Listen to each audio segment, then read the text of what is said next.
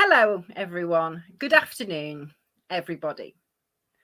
I hope that you're all here watching us, and welcome to the BDA, England's live streamed event. The live stream is open to anybody to watch. My name is Robin Ash from the BDA. So the reason we're here today is we want to talk to you about a particular subject. You may have seen a live stream that I did just before Christmas, which was talking about the project that we are running on loneliness. We explained about the project, the work we will be doing, and all the different activities. Part of this is live streaming. And we're also going to be traveling around England, visiting various deaf groups and deaf clubs and deaf schools to do this information. And there will be some information videos to talk about loneliness. We really, really appreciate the funding for this project that's allowed this to happen. And this has come from the UK government. The department is called the Department for Digital and Cultural Media and Sports. So they have given us this funding to do this project. So we thank them very much for that. So this is the second live streamed event, and I'm delighted to be here. I hope everyone who is watching, I hope you're all well and you all had a great Christmas and a good festive season and enjoyed your break.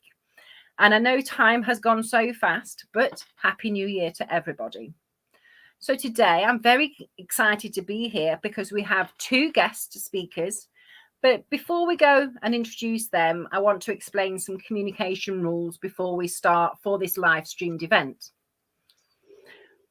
Now we're live. It's now the 27th of January, 2022 at 2 p.m. This session will finish at 3. So if you're watching it through or you can't access it afterwards, obviously because it was a live streamed event, and if you're watching it after the fact. So if you want to comment, please do. You're more than welcome. And I'll explain how this will happen and the feedback from this video afterwards. So while we're live, so we are relying on, obviously, the Wi-Fi, our different pieces of equipment like laptops. And sometimes it happens that your Wi-Fi goes out or there's a power cut or whatever thing may happen. If it does happen, I apologize in advance, and we will try and make sure that we can get back as soon as we can and get things back working as soon as possible. Maybe you are at home and you're very keen to be watching this session and using a laptop, iPad, or even your phones to watch this, or you may have had it streamed to your television and it feels like it's taken a long time and you think it's something that I'm doing.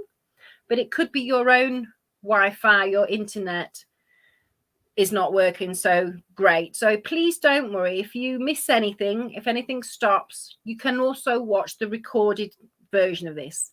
This will be shown afterwards.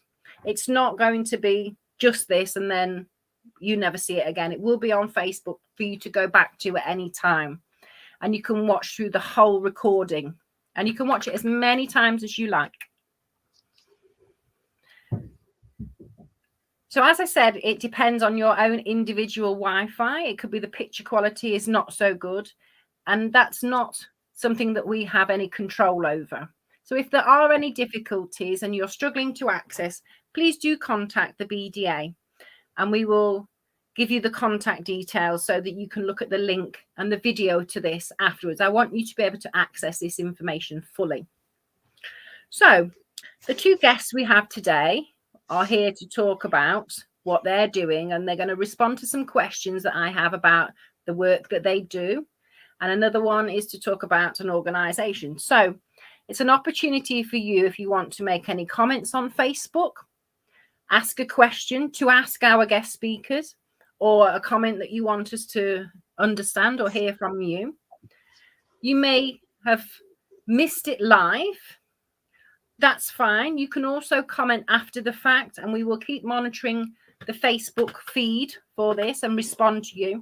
And if not, you're welcome to contact us directly to talk about the project or ask any questions to forward to either of our guest speakers today. So technology is advancing. So as it's improving, there are sometimes limitations, especially when we're using sign language.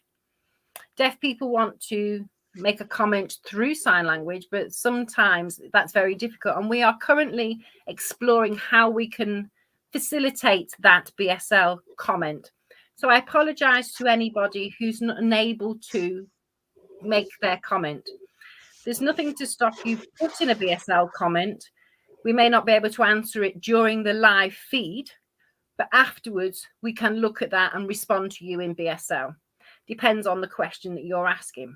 So the questions are going to be relevant to the topic of well-being, which is very important. So if you have any questions, please make sure that they're relevant to well-being. Please do not have any negative comments talking about other organizations or other forms of support. It's not about that today. The aim today is to get information out to you so that you can think about how we can support our community, so that the topic of well-being is considered and we reduce the instances of loneliness. So if you have any clarification questions, please do contact us and we will respond. So I've done my introduction. It's time for me to stop. So it's now time for me to welcome, and I hope you join me in making a very warm welcome to a person, Erika Levi. Hi there. Hello. And thank you for inviting me here. I hope you're well. I am doing really well. I can't believe we're almost through January. Can't believe it. I mean, we're already in 2022. So it's lovely to see you here, Erika. I really appreciate that you're giving us Lovely. your time to be here. And lovely And to see you too. be prepared to start the questions. Over to you. So can you introduce yourself? Can you tell me a little about your role and the organisation you represent? Okay. So my name is Erika. I work with SignHealth as the Community Engagement Officer. I've had previous roles, but it's more about creating awareness around mental health within the deaf community, as well as sharing important information about to gain support and information and so on. So, in working with SignHealth, I'm actually proud to be there because it is a deaf-led charity organization, and that's one of my passions. And it is about health and well-being of the deaf population, and it's ensuring that the barriers are broken down for them. But there are three main service provisions. One is social care, domestic violence, and empathy. But it's all information is provided through BSL. Thank you, Erika. I mean, don't forget. Oh, I've just realised we have another guest speaker. I don't want him to be sat, not Yes. part of this. I'd like you to all join me in offering a very warm welcome to someone I've worked with so many times over the years, and I'm very delighted he's joined us today. So I'd like to welcome Les. Hello, Les. Hello, Hi there. everyone. I hope you're well. I'll be coming to you shortly to ask you some questions, but don't worry. I'm not like going to interrogate you like the police would. I want to talk about the work that you do. So first, I'm going to question Erika, and you just watch, and then it'll be your turn. So a question for Erika again is, I mean, why are you here? I've seen that you've been traveling around the UK, through England, visiting people or doing Zoom sessions and doing some talks. And why is this? Can you tell us a little bit more about this? Looking at the well-being of the deaf community is actually very important to me. As you know, deaf people, compared to the hearing population, are twice more likely to have experience of depression and anxiety. And we know that to be true because of the barriers and the stresses that we face. And it's the cumulative effect of that. So, anxiety and depression does come into play. So we decided that we would provide free awareness sessions around England. And of course, that's the work that I have been doing to date, is delivering that information sessions around the country. Now, looking at the workshops themselves, they are free, provided through BSL, and different forms of communication will also be catered for as well. But the intention is to create the awareness around mental health, ensuring that more people can consider their own well-being and how to do self-care. But it is important to know where they can find the information and what kind of support they can also find as well. Now, there's just one more thing that I would like to add. Now, if there are people that are interested in mental health awareness within their own local area, please do ask your own local deaf club or organisation to contact me, and then we can arrange a workshop within your own locality. I mean, it is a very useful topic and good for the deaf community to learn about. And I have watched one of your talks and it gave me such an insight into it. So thank you very much for that, Erika. I hope this roadshow is going well. It is going really well, yes. Good. So you talked about mental health and so forth, but people have asked me, well, what is well-being? What is it? Can you just explain for the deaf community? Because mental health is obviously very important, but the cases of well-being that, when it's mentioned. So well-being and mental health is all about how do you feel? Are you sleeping well? Are you eating well? Are you managing within the family okay? Are things okay with your friends? How's the situation at work? Are you managing the stresses okay within work or your family? Are you happy within yourself? What is going on in your mind? Are you overthinking? Are you becoming more anxious? Or are you excited about anything? Do you have dreams? Do you have ambitions? Do you have hopes? So are you feeling safe? How is life for you? Are you happy? Are you satisfied? So that's the holistic approach of well-being. I mean, well-being is obviously very important and something that we all should be thinking about. Yes. So we talk about well-being and how well-being is depicted, but a lot of the news is talking about mental health and the importance of mental health. But why is it important? Mental health is important. Now, just imagine all of us. Now, we look after our physical health. We go to the doctor on an annual basis. We do our checks, right? So if a person were to fall, damage their arm, what would they do? They would go and ask for help to get this resolved. Would go to the hospital, meet with the doctor, get an x-ray done on the arm. The doctor says, okay, well, this is what's happened. You've got a fracture. You need to have this looked after. But when it comes to emotional well-being, we don't provide the same kind of care for ourselves. We just carry on regardless. And I think it may be a case that people may be unaware, and rather than thinking that people might understand, they may not. So keeping it to yourself, and that causes the loneliness, the anxiety, or whatever. But keeping it to yourself is not the thing to do. So it's more about knowing where do you go for information, where do you go for support. But what I'm hoping is that there's more conversation about this and a realization that it is kinder to our mind, to our heart, to look after our physical health, but also our emotional health. And both need to be looked after equally. So if you have something, pain in your chest, you would automatically go to the doctor or the hospital. But if you just felt a little bit down or you didn't feel very not yourself or you were overthinking things, should you then go to your doctor for support? Yes. But what about loneliness? When people are lonely, they might think, well, yeah, I'm okay. But they don't understand why being lonely has an impact and a link to mental health. Loneliness can affect your emotional well-being. That causes you to be more sad. So it is important to express that. Source support. Let a friend know. Let someone know that I'm not feeling it. but then to think about how to provide better support within your own social setting.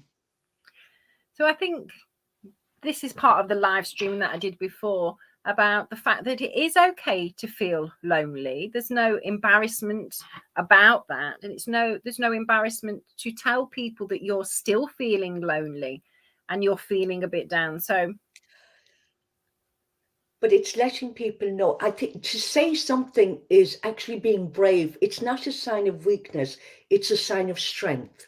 you're very, very correct there. I mean, often people think it's a bad thing, but to express how you feel actually lightens that load a little. Yes. You're able to get some support. So the next question is, the deaf community have said, well-being, mental health, loneliness, these incidents are happening, but how can the deaf community support this? A lot of people are saying, oh, it's not my responsibility. They don't know what to do if somebody's feeling down or lonely or whatever. And how can we as the deaf community support this? Within the deaf community, it's a case of texting somebody and just saying, hey, are you okay? Do you want to go for a coffee? Let's do a catch up. Let's have a chat. Or would you like to do something fun? Have that conversation, have that interaction. That is important. And sometimes, if you think that something is being said and you start to have that fear of like, but I don't know how to manage that, it is okay. And remember, like I said, if somebody breaks their arm or falls down, they go to the doctor. There is a therapist in place that can provide help for deaf people through any difficult times. It is present, it is there, it is available. So support can be given by saying, did you know that there is information? There is support there for deaf people. Did you know that there is a deaf therapist that's available? There is a therapist that can sign. And if it's a case that there's an emergency, look, these are the numbers. So those are the types of information that you can give to them. But what is important that you respect their feelings and just say that it is there and let them know, I'm here for you. Let me know anytime. I'm here to listen to you, and let the other feel like they're less lonely. Do you know what I mean about that? Don't let them struggle alone. So once they know that they have support and they have people around them, and they know that they can ask for help as and when it's needed. Those are very useful tips, Erika. I think sometimes we think it can be quite complex when really Yeah, it can be quite a simple it is way simple. to. Just say hi. How are you? I mean, that's a really good tip to give. And I think, as you said, having support there is great. But if people are still feeling low, they're still feeling lonely, they don't know what to do, and they need that support from somebody else. But what support is available? What can they access? Where can they go for that support? Well, first of all, SignHealth have their own therapist that can provide information through BSL, International Sign, Signed English, or lip speaking. So those different modes of communication are there. The team of therapists know about deaf culture. They know about deaf people's everyday living and everyday barriers. They have that understanding, so therefore can provide better support. So any deaf person that wants access to sign health therapists can self-refer either through the website or through the local GP that can also make that referral. Secondly, there's also a crisis emergency text number that we partner with Shout. For example, let's say you are feeling lonely or overwhelmed and you just need to say something quickly now. So you can send a text message. You say text deaf to this particular number, 85258. They are trained mental health volunteers. They will respond to that text and signpost you to the right service. Or if you want something in emergency, you need something now. The other thing that you can do is contact your GP or go to A&E in the hospital or the NHS helpline. where there's a signing provision made, and that's www.interpretingnow.co.uk/NHS111 if you need signing help now. I hope that covers all of the provisions that are there. Would you mind sharing those links and those numbers afterwards in a comment so that people can refer back to them if they need to? Happy to do so. Just a clarifying question. When you talk about the therapist, shout, if you text shout, they will reply. Are they volunteers? Are they deaf or are they hearing? Do they understand what it's like for deaf people or the way deaf people write text messages? Okay, so there are a range of volunteers, as you know. Some are deaf, some are hearing, but they will have been deaf awareness trained. So as soon as you text deaf, they will automatically know what it is that they need to do next. That's useful to know. And just another clarifying question. When you talked about NHS 111, you said interpreter now. Can you explain how that works? Just give us an example. Okay, as an example, you go to the website, there's Interpreter Now, NHS 111, and you can go to NHS 111 via Interpreter Now, and you say, I need mental health support, this is an emergency, and that's it. But how does the interpreter work? I mean, maybe a deaf person's never tried that service before. So is the interpreter maybe on the website or on your phone? So if you go Interpreter Now, NHS Interpreter Now, does the interpreter pop up? Or correct me if I'm wrong, but does the interpreter pop up? Is the interpreter with the person, the professional, or is it separate? How does that sort of dialogue work? You know, if it's somebody you don't know, you know, if somebody's not very confident about using that service. Okay, so you make a phone call in sign language to NHS 111. That is the starting point. They will ask what kind of support do you need. They will signpost you to the various service deliveries. They will say it's okay for you to go to A&E or you need to go to your GP. That's the starting point with the NHS 111. So they will redirect you to other places.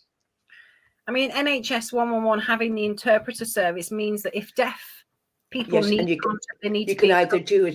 You can either do it through sign or you can text to shout. It's entirely your choice. Now, if you prefer sign therapy on a one-to-one basis, that can be done through SignHealth, through their therapist teams. Like I said, you can self-refer.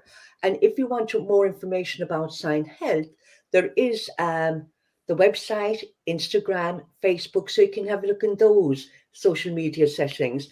And also, just remember, there's the free mental health workshops as well. So you can contact me, and that information is also available on social media. Thank you for that, Erika. So just checking now, are there any comments, any questions? If we have no comments or questions, I have some that have already been asked earlier. So I just want to make it clear to the deaf audience that we cannot respond to any medical questions. We are not qualified to respond to any medical issues. It's too complex to try and assess that. So those questions will be removed, or those comments will be removed to respect your right to privacy. So just to check, are there any questions? No, there are no questions from the live streaming at the moment. They may come later on. Don't worry if you've missed, you know, having your opportunity to ask a question. You can do that now. We're going to keep monitoring that, and we can ask these questions later. So I do have a few questions, if you don't mind, Erika, that have been asked of me to pass to you. So SignHealth is there. You know, a deaf person has contacted me and said, there's the counselling and therapists from SignHealth, but in some areas they're offered different therapists, different organisations, and they're confused on which to go for. Some organisations will provide a deaf therapist and some organisations will provide a hearing therapist. So how do they know which? and how, what should a deaf person do if the GP doesn't really understand how that should work, if they're feeling a little down or lonely. Can you explain how that works? It is up to you to decide what you feel comfortable with. Would you prefer someone who's deaf because they understand deaf culture, they understand the struggles, the barriers that have been faced by deaf people through BSL? That is your choice. But if you prefer and you feel more comfortable with the hearing therapist, that's your choice also. With the SignHealth therapist, again, you self-refer, you can send a quick email through the website, or you can go to your local GP and let them know. Some GPs may not be aware of the existence of SignHealth therapist, so that's why we suggest self-referral, or you can go to the GP, or you can go to a hearing therapist. The choice is yours. Thank you. I hope this answers that question. The second question that's been asked of me to ask of you is, if a person is continuing to be lonely and they maybe go to counselling or to a therapist, will that make them feel not lonely then? Will they go back to normal after they've spoken to a therapist? It might be that they've not got enough friends. Will that therapist help that person find new friends or a social activity? How will that therapist and that session help them feel less lonely? How will it make them feel well again? This is goes. As we know, as deaf people, are there solutions that we can become hearing? We know that is not possible. We're always going to be deaf. But in terms of anxiety, sadness, that will happen over time, just like you get a flu, just like you get sick sometimes. So there will be occasions where you will feel lonely, you will feel sad. But with the therapist, they can assist you to build up and develop, let's say, what we call tools that in the event of feeling lonely, feeling overwhelmed, at the back of your mind, you will have these tools about what you can do step by step to build yourself up and to manage that process better. So tools are like tips. Yeah. Yes, tips, exactly. Tips. So it's giving you ideas, yes. Well, that's interesting. So if they go through that therapy and they start to feel lonely again, it's never going to go away. Throughout life, there are times when you would feel lonely and others when you wouldn't. And it's not to feel embarrassed about feeling lonely. But I think importantly is what to do if it continues, if you continue to feel lonely or low, and, to remember where to go and how we can support each other, as you've just said. So thank you very much, Erika, for explaining and answering all these questions. So you can take a bit of a breather now, and I'm going to move on to our next guest, to Les. Are you ready, Les? Okay. Thank you for coming, Les. I caught sight of you. I could see that you were interested. I could see that you're engaged in this. And always, you're always still learning. We always learn every day. Isn't that the case? So, Les, can you introduce yourself? Who are you? What is your role and your previous job? And also to talk about the Nottingham Deaf Wellbeing Action Group and what does that entail and how are you involved in that? So all of that to you, Les. My real name is John Leslie Townend, but I have been given an M.B.E. Well done. Congratulations. Wow. My family liked my middle name, so I've always been known as Les, and this is my sign name, Les. But why that sign across Because the I eye? always have a watery eye, and even at school in Derby, because I was forever wiping my eye, so it stuck. So that's my sign name. I like it anyway. It's right. I'm always still, waters now. So the Wellbeing group was set up, but before that I used to work at Rampton, the mental health hospital. And where is that? It's in Nottinghamshire. It's like in the middle. It's outside. It's in the country, in a secure area. There were a lot of deaf prisoners there. There were 12 at the time, had health problems themselves. So as I was working, I worked there for 10 years. And when it came to me retiring, there was a lot of policies to do, but within those 10 years, I experienced a lot of emotions working with these peoples. For example, the deaf prisoners, I mean, it's not their fault, but the problem, a lot of it was down to communication. That was the key. So the prisoners had been sat in prison and their communication skills had deteriorated. They had no interpreters, they had no access to sign, and they were just getting lower and lower. Their confidence was getting lower and lower, and they were going downhill. Their mental health was seriously deteriorating. The doctors were giving them medication in the hospital, but deaf people didn't understand what this medication was for. They were taking this medication, feeling, spaced out, but not knowing why. And I said, I mean, wrongly or rightly, I said it was, felt like it was the olden days. They were causing them to be dependent. It was like putting them in a straitjacket. So things started to change. So people were asking, what is this tablet? What will it do to me? Is it to help me sleep? Is it to help with my illness? And a lot of them didn't know. So I started to explain that to them so that they understood it. They had to go to court for their offences, but the courts were outside of our control. But if they weren't very good at signing, their language acquisition was much lower because they'd stayed there for so long. The interpreters couldn't understand them. Not the interpreter's fault, but it was a communication mismatch. The interpreters were working at one level, and these deaf inmates were working at maybe a age 4 to 10-year-old level. So I was having to translate that, be that sort of relay. I had to be very careful that I was So are you saying that their communication, yeah, because of loneliness, was affected? So when I was there and working there, I was teaching them the signs again, and their signing improved to the point where they could communicate and they could get real jobs because they had access to that communication.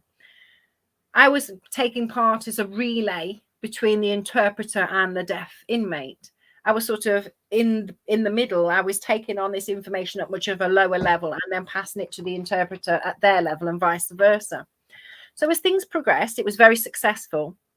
I mean, I was very tiring, very exhausting, but then I retired. So the Nottinghamshire Deaf Wellbeing Action Group, Gloria Pullen, grabbed me and dragged me into it because she knew I'd had the experience of working with people with mental health.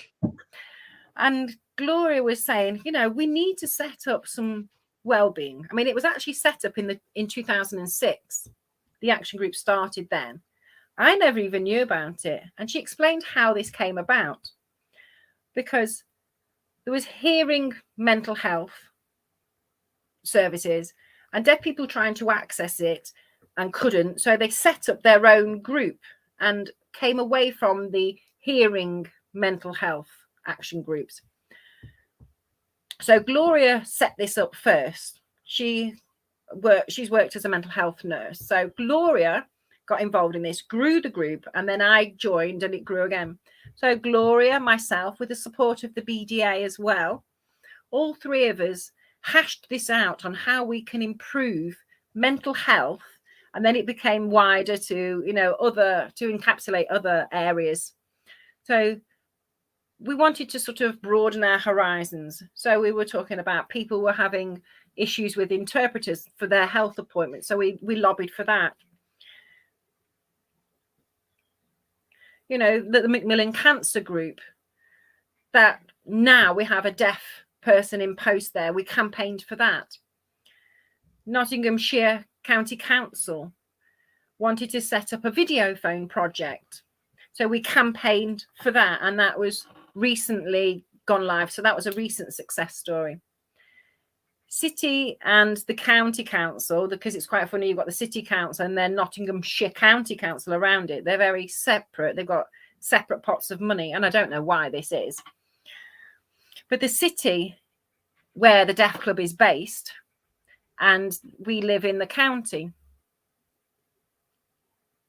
many of these organisations signed the BSL Charter. So the Nottingham hospitals, the two hospitals, Queen's Medical Centre have signed the Charter, and the City Hospital have signed the Charter. For mental health services, they signed the Charter. The police have signed the Charter. Then the fire service signed the Charter. The Deaf Club, themselves, they signed the Charter. So this has grown in our area. So we decided to increase the number of committee members. So we've now got 10, because just for myself and Gloria to do it, it was just too much. And then Gloria moved away from the area and I was on my own. So I found one hearing person to join us as a secretary. His brother is deaf, but he also works in mental health services. And I used to work with him before at Rampton. So we've now got this working relation back. So he was able to make phone calls if we needed it, and look at funding if we needed it, and help us with applications, which we've been successful with. And we've had some funding to do a seminar, and we had lots of breakout groups. We've had lots of meetings, committee meetings, and looked at the best thing for deaf people is deaf presenters. You know, for deaf people, that's better than hearing. So in 2016, so we had Paddy Ladd looking at the deaf hood, and deaf people were watching that. And then secondly, we had Lorraine from Bristol about mental health, talking about hearing and deaf mental health and the differences between it, and how deaf people have more instances of mental health, which was very interesting. And we're going to have one again next year. So again, we're going to look for some funding to do that. And then Trudy Collier from Scotland, she talked about mental health to the groups. But is that to do with how to look after one's own health? So it's the mental health and the physical health. Yes, I remember that. Yes, that is the mindfulness. And then Sarah Powell from the Northwest, she came and did a presentation about mental health and the various types of mental health, which was really interesting, very good.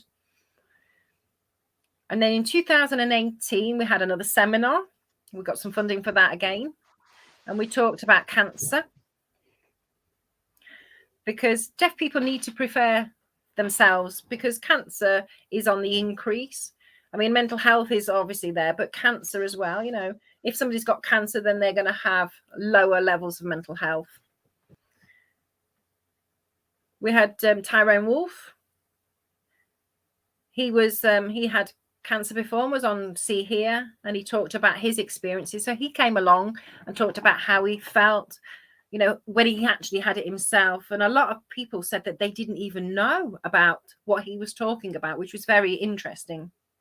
We had Frida, a woman that had stomach cancer, talked about what happened. You know, a lot of deaf people didn't know about that type of cancer. So we're very concerned about that. So we did that seminar.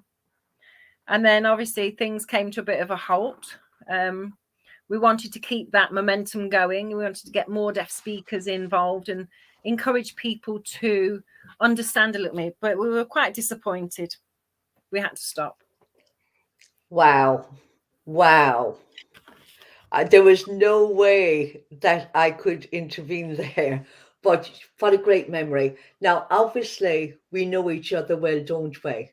You're well able to present, but incredibly impressed. The Nottingham Action Wellbeing is very diverse in what it talks about in terms of its presentation, in terms of information being given, and covering a lot of issues, and a lot of issues that can affect well-being, loneliness, how illnesses can affect you. So a very holistic approach to all of this. So well done you.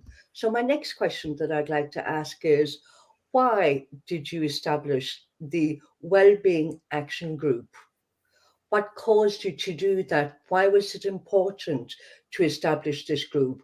What was its purpose? Was it a campaign? I think it was to show that deaf people could do it themselves. If I had to ask the Deaf Club for everything, that's not doing it ourselves. We wanted to do it ourselves and develop it ourselves and strengthen it ourselves. Deaf people are strong and they want to campaign themselves. Like tomorrow, there's a BDA campaign. We're the same. We want to campaign in our locality. We want to go to the council when they're talking about cuts. We want to say this is not good enough and we want more, so we can help deaf people when they're talking about cutting, transport costs, keeping the gold cards going and things like that. We want to campaign for that. I mean, one deaf person had a problem with school, had mental health issues. And then another person was working as a teacher. So we asked that person to come along and we talked about children's mental health and how it was getting worse. Because a lot of children are mainstreamed, especially in the Nottinghamshire area. There isn't a deaf school. There used to be one, but it closed many years ago.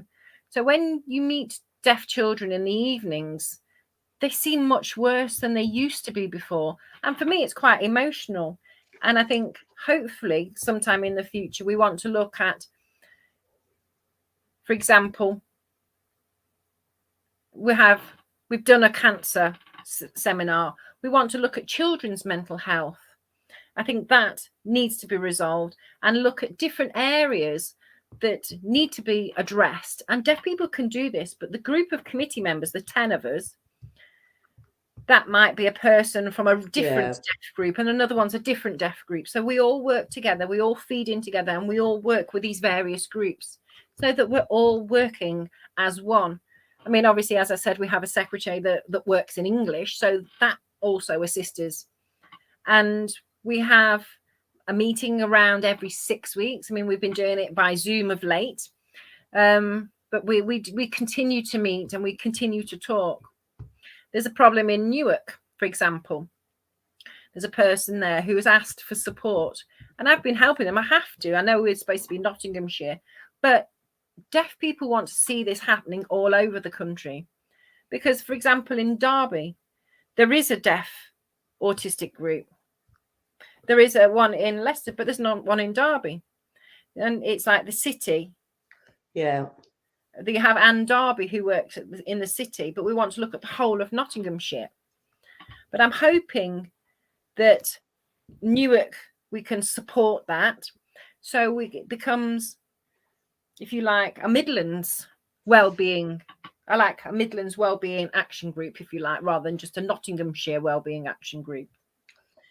I mean, your aspirations are commendable for your group. I do have another question.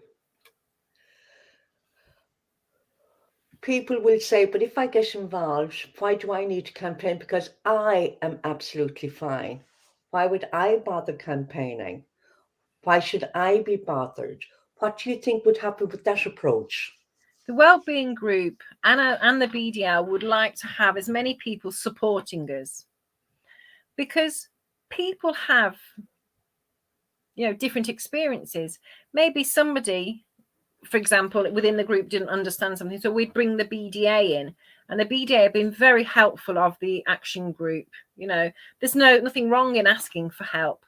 Like when the county council were talking us, the language they were using was so highfalutin, and I needed help to understand what that was happening there. And that's what I got from the BDA. So I was able to respond appropriately. I mean, I know deaf people sometimes go off point, but the BDA has been very good at keeping us on track and making sure we're on point. And, people grow up with different life experiences, and a lot of people go, oh, never mind, but the BDAs helped us stay on track, and we really do appreciate that support to keep on track. So I do remember one example, if you don't mind if I can share this. I remember way back, I think it was going back 6 years ago. I met with a deaf person and they had said, I am fine. I don't need to lobby or campaign because I am fine. I have access to work. I have access to interpreters. I have a job. I am absolutely fine. I have plenty of friends. I am not lonely. I am happy as I am. I don't need to I don't need to lobby. But many years later was subjected to cuts. Access to work capped their funding, and also there was a change from pub, the lack of provision to an interpreter. Um, the scheduling work had changed without consultation, was transferred, and ended up being incredibly lonely. So ended up in a situation without consultation, came back to me and said, I'm in a bit of a state. I'm in a bit of a panic because now I need you to campaign. So I had gone from not needing it, but still needing it. So a transition there. But campaigning is not about being a negative, it's about informing.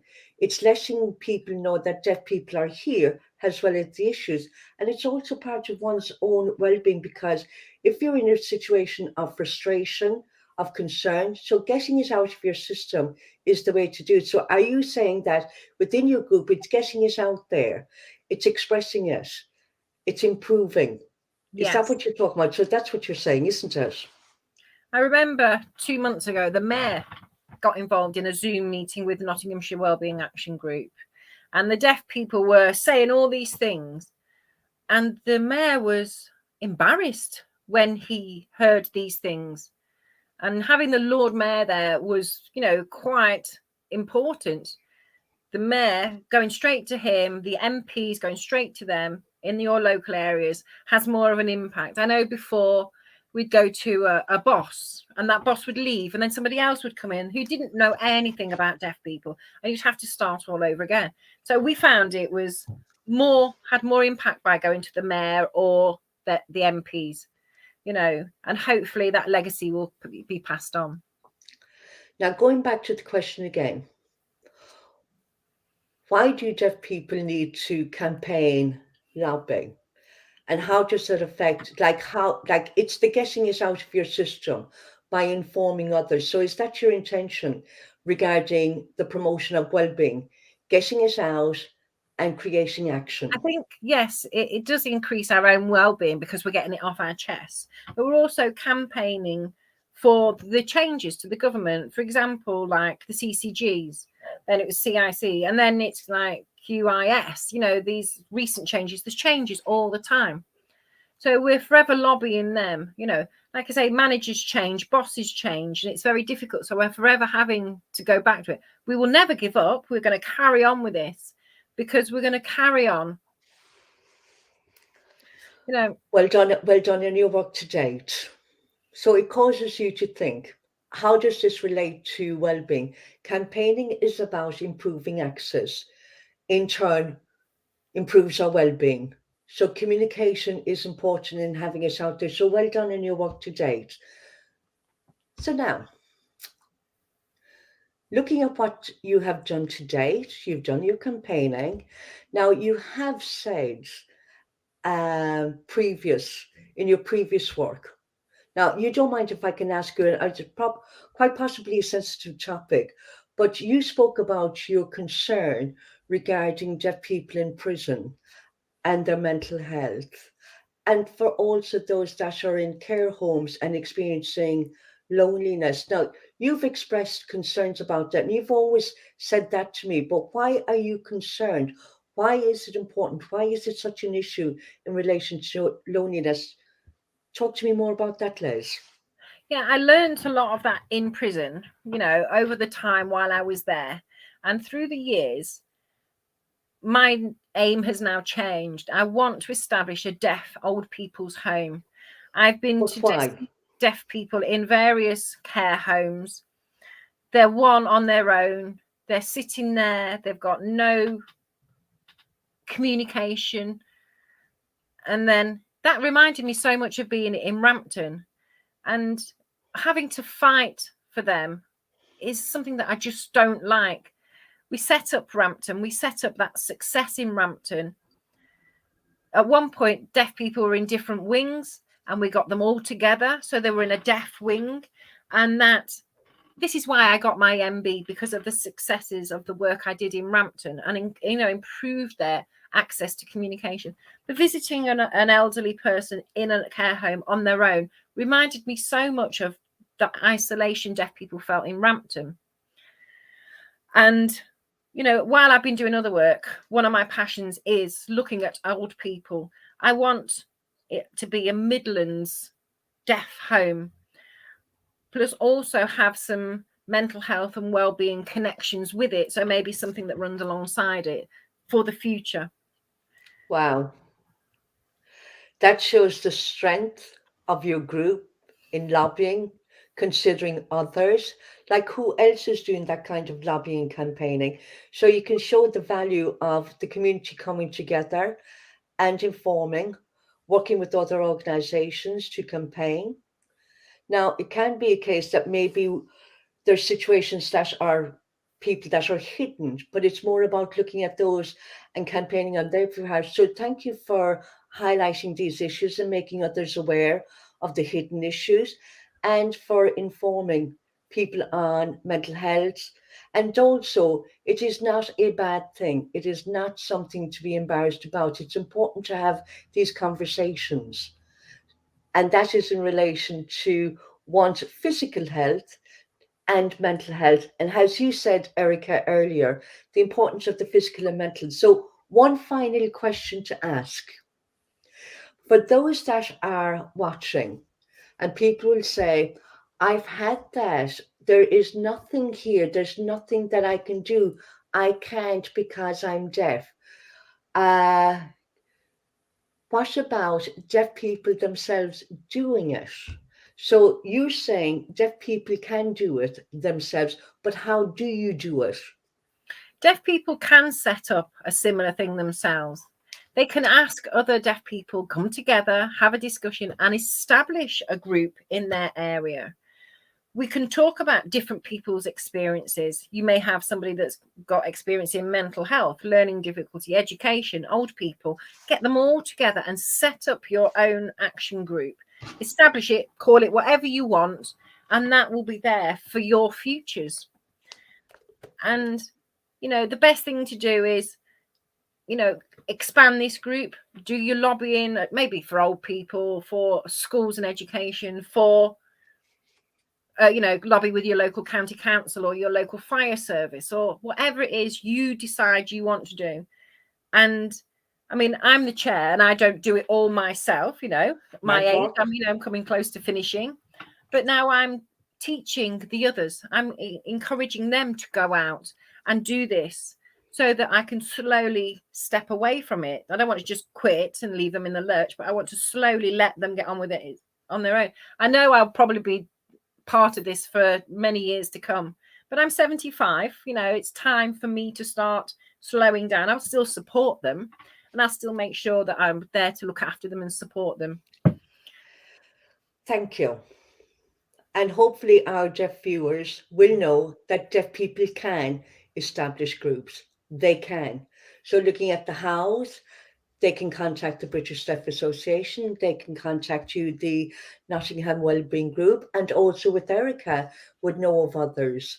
So going forward, I think there's an importance of working together as a team because of the loneliness that is out there, the inequalities that are out there, and they need us. We need to look after their welfare, let them engage with us to ensure that one's life quality will improve and lessen the loneliness. I'd like to ask, for example, the seminar that we're doing, I would like Erika to come along to our next seminar and do a talk. Will you be prepared to do that? It's nice to have deaf people, different deaf people there. So Les is asking Erika.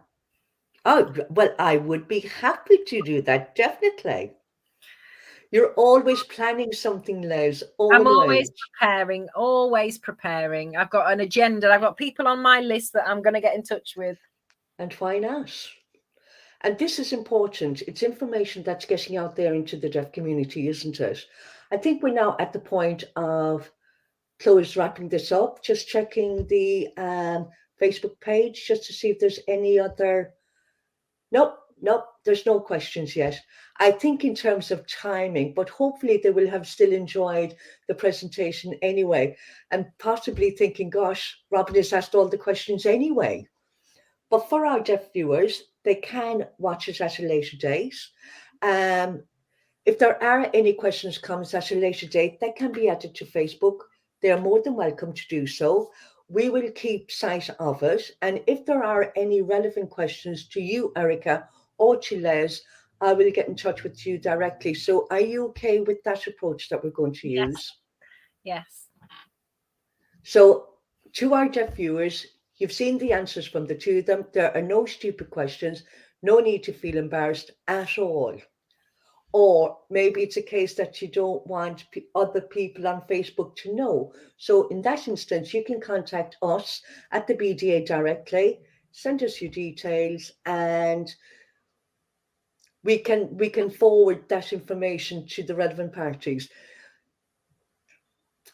And now, if it's a case that watching this might have triggered a reaction, what is important is that don't keep on to those feelings. And it's like Erika has said, and how she suggested, there is support out there. You can do by text, you can do a self-referral, you can do it in the case of an emergency, you can do NHS 111, you can contact your GP. Do not feel like you're on your own. Do not need to feel lonely. And to feel it is actually okay. So, but if there's any doubt, ask for support. And yes, you may be feeling okay, but like Erika said, reach out to your friends, ask them for a cup of coffee. Let's look after each other. And now I'm going to do a final check. Are there any questions? Oh, Les. I would like to ask, I mean, with the Wellbeing group, and we'd like to say thank you to the BDA for all the support you've given us over the years. I mean, we thank you implicitly. And thank you. Thank you. Are there any final questions? A final check? No, there isn't. Okay. If that's the case, I'll draw to a close. I would like to thank you, Erika, and you, Les, for your time, for going live, being under the spotlight, telling us about your work, and your patience with me for almost like you're being cross-examined. But the amount of information that you've given us is incredible. So my sincere thanks to the both of you. Thank you both. And all the best. Now, what is important also is to thank our two Sound Lounge interpreters that were in hiding. I'd like to let you know who they are.